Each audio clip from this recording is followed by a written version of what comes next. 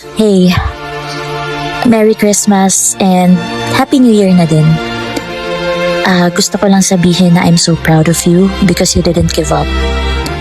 Alam ko na hindi naging madali na mag-survive ngayong taon at saka sa mga nakalipas pa na araw, pero kinaya mo at umabot ka ngayon.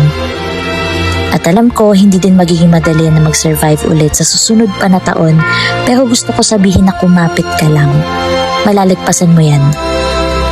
Lagi mong pahahalagahan ang sarili mong happiness at mga nakapaligid sa'yo na mahal ka at alam ang worth mo. Salubungin natin ang susunod na taon ng nakangiti. Smile! Pinakamadilim Mga tala